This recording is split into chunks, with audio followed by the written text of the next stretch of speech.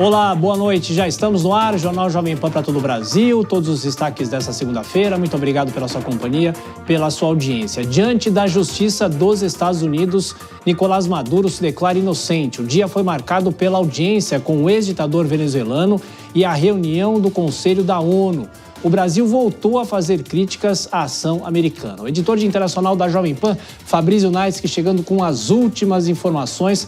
Fabrício, Nicolás Maduro alega ser uma espécie de prisioneiro de guerra, é isso? O dia foi mais uma vez agitado, aliás, desde sábado, né? Boa noite para você, bem-vindo e bom trabalho. Boa noite, Thiago. Boa noite a todos que acompanham o Jornal Jovem Pan. O dia foi bem agitado. Nicolás Maduro e a esposa, Cília Flores, compareceram ao tribunal em Manhattan, em Nova York, para uma espécie de audiência de custódia. Lá, Nicolás Maduro já chegou dizendo que não tinha acesso aos autos do indiciamento, à acusação feita contra ele. 4 acusações ao todo. A principal de conspiração por narcotráfico, por tráfico ilegal de drogas.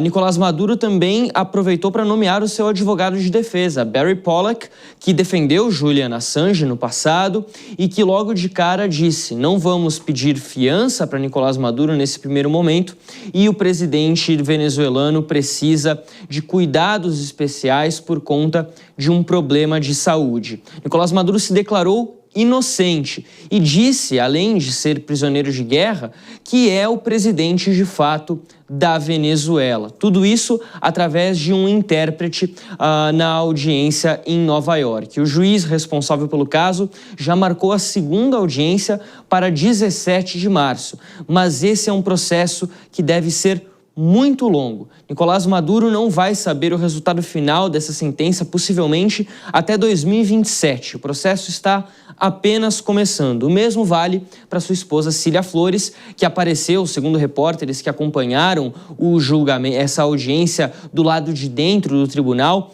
com algumas bandagens, alguns ferimentos, incluindo na região da costela, e o seu advogado de defesa pediu que ela fosse encaminhada a um hospital para realização de exames de raio-x. O que a gente observou nesta segunda-feira, Thiago? O Departamento de Justiça norte-americano apresentou uma acusação que já tem algumas modificações envolvendo a ideia que vinha sendo trazida até o momento sobre essa acusação de conspiração criminal, de conspiração por tráfico de drogas, principalmente aquilo que diz respeito ao Cartel de Los Soles. A gente já havia falado, inclusive aqui no Jornal Jovem Pan, sobre a origem desse termo, um termo que vem desde a década de 90 e que descreve o Cartel de Los Soles não como uma organização criminosa de fato, mas como uma rede de corrupção sem lideranças claras.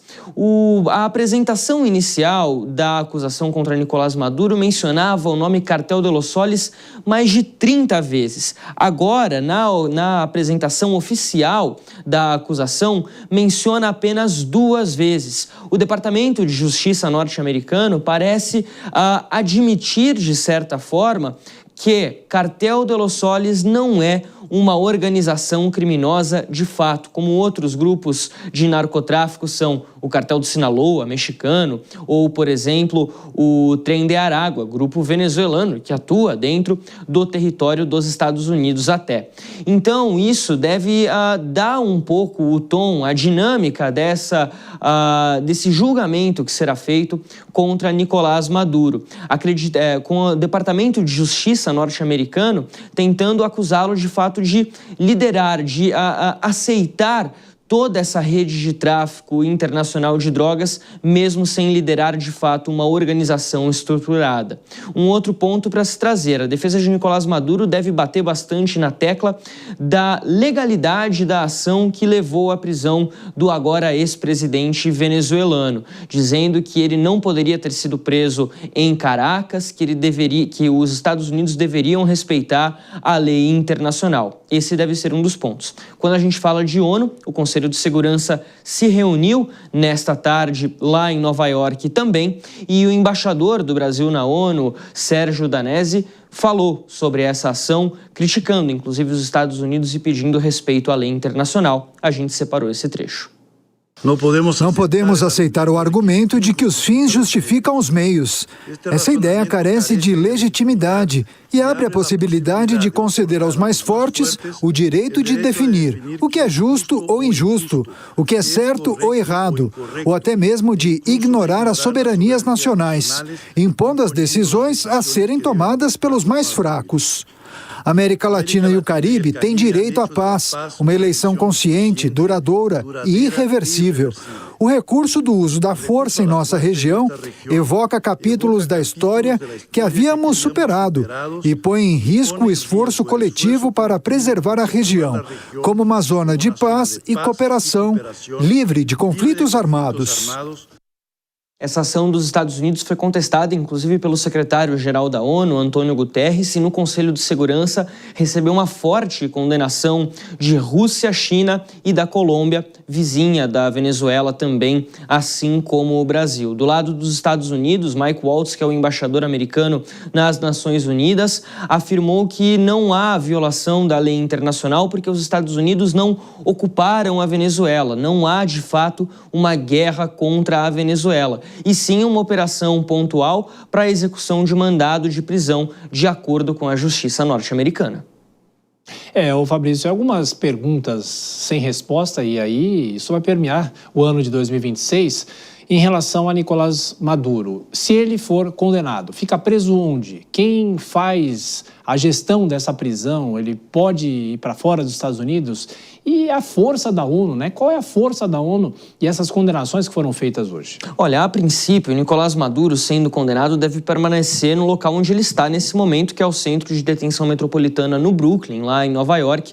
Mesma prisão que abrigou Ghislaine Maxwell, a parceira de Jeffrey Epstein, um caso que a gente tem acompanhado de perto aqui ao longo do último ano, mais especificamente, sendo que ele poderia até mesmo ser acusado de crimes contra a humanidade no Tribunal Internacional de Haia, lá na Holanda. Mas aí é um outro julgamento, um outro processo. Claro, isso tudo vai depender da condenação, é um processo muito longo. E também a possibilidade de algum acordo político entre Venezuela, Estados Unidos, o governo Trump, enfim. Hoje, por exemplo, Nicolás Maduro solicitou durante a audiência uma visita consular, receber algum representante da Venezuela na prisão onde ele está junto de Cília Flores. Agora, em relação ao papel da ONU, a gente lembra que as decisões do Conselho de Segurança não são vinculativas, ou seja, o que é decidido no Conselho de Segurança na ONU, uma resolução que é aprovada no Conselho de Segurança,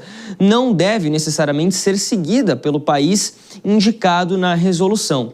De qualquer forma, os Estados Unidos são um membro permanente do Conselho de Segurança e eles têm, portanto, o poder de veto. Ou seja, isso anula qualquer possibilidade do Conselho de Segurança aprovar algum tipo de medida que vá contrária aos interesses dos Estados Unidos nessa questão. Ainda mais com o governo, a Casa Branca, o Departamento de Estado, tentando buscar uma coesão naquilo que eles acreditam ter sido a motivação dessa prisão de Nicolás Maduro. Quando a gente volta para sábado, naquele primeiro discurso que foi feito em Mar-a-Lago, na Flórida, nós tínhamos 4 representantes do governo americano. Donald Trump, 3 representantes do governo americano, na verdade, e 1 do Exército. Mas os representantes do governo, Donald Trump, Marco Rubio, secretário de Estado, e Pete Hegseth, secretário de Defesa. Marco Rubio falou que era uma questão de democracia.